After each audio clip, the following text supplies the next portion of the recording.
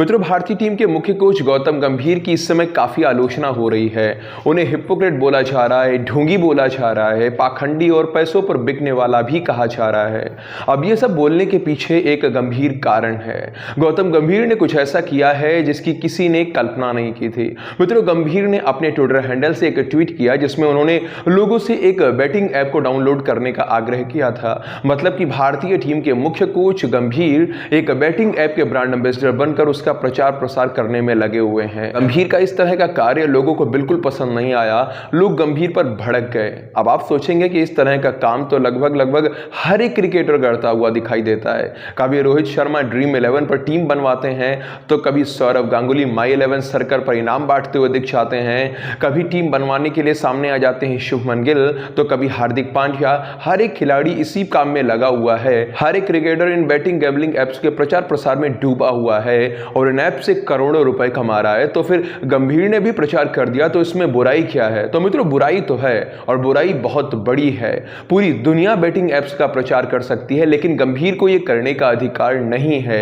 गंभीर ने करोड़ों भारतवासियों का विश्वास तोड़ दिया है। जो लोग गंभीर के शब्दों पर, उनकी छवि पर, उनके स्वभाव पर भरोसा करते हैं, उन सबके साथ गंभीर ने विश्वासघात किया है। गंभीर कई बार अपने इंटरव्यूज में ऐसे क्रिकेटर्स की आलोचना कर चुके हैं जो पान मसाला का ऐड करते हुए दिखाई देते हैं। यहां तक कि ये भी कह चुके हैं कि शराब का, गुटखे का, ये जो बैटिंग गैम्बलिंग एप्स हैं, इनका प्रचार प्रसार करने के वो हमेशा खिलाफ रहे हैं। पर आज अपनी ही बातों से पीछे हटते हुए मात्र कुछ ही पैसों के लिए वो खुद ही ये सब करने में लगे हुए हैं। लोग ऐसे में आलोचना नहीं करेंगे तो क्या करेंगे? मित्रों, आपको याद है आज से 2-3 महीने पहले जब भारतीय टीम का मुख्य कोच चुने जाने की खबरें आ रही थी, तो भारत की अधिकांश जनता गंभीर के साथ खड़ी हुई थी, क्योंकि लोगों को गंभीर के द्वारा कही गई बातों पर भरोसा था, गंभीर की छवि पर भरोसा था। लोगों के अंदर यह विश्वास था कि यह व्यक्ति जो कहता है वही करता है। इसे ना किसी के पैसों से कोई मतलब है, ना किसी के नाम से मतलब है, ना किसी की फेम से मतलब है। इसलिए लोगों के मन में यह आस जगी थी कि गौतम गंभीर जब भारतीय टीम के मुख्य कोच बनेंगे तो टीम में सिलेक्शन केवल खेल के आधार पर होगा, किसी के नाम पर, किसी की पीआर पर नहीं होगा। क्योंकि गंभीर जैसी विचारधारा का व्यक्ति अपनी नैतिकता से कभी समझौता नहीं कर सकता, भले ही उसे रिजाइन करना पड़े, त्यागपत्र देना पड़े या करोड़ों का नुकसान ही क्यों ना हो जाए। अब आप बताइए, जब देश की जनता किसी व्यक्ति की छवि पर इतना भरोसा करे, किसी पर इतना ज्यादा अटूट विश्वास रखे, वही अपनी कही हुई बातों से पीछे हट जाए,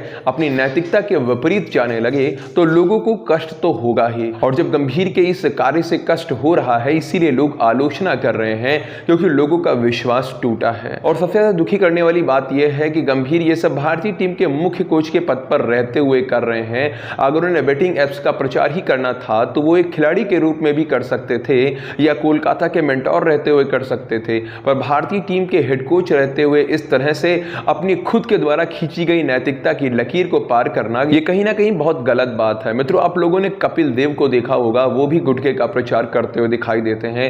वीरेंद्र सहवाग भी दिखते हैं, क्रिस गेल भी दिखते हैं, यहां तक कि सुनील गावस्कर भी ऐसा करते हुए दिख चुके हैं। और बैटिंग एप्स का प्रचार करते हुए तो लगभग हर एक क्रिकेटर देखा ही जा चुका है।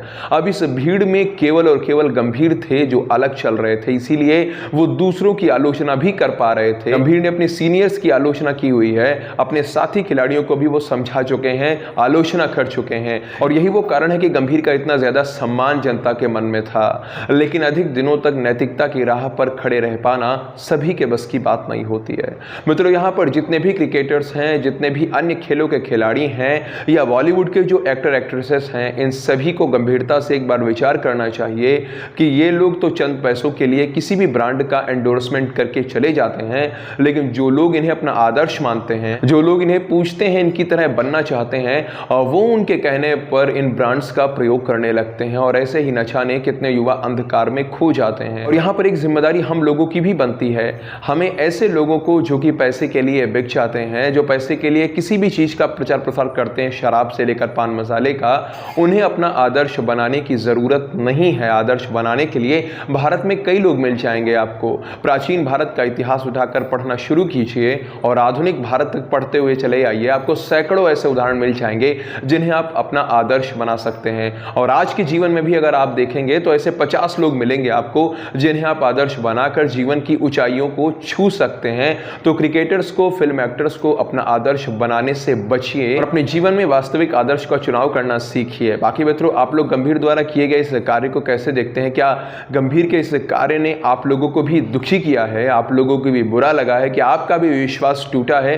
जो भी आपके मन में है कमेंट सेक्शन में लिखकर बता सकते हैं।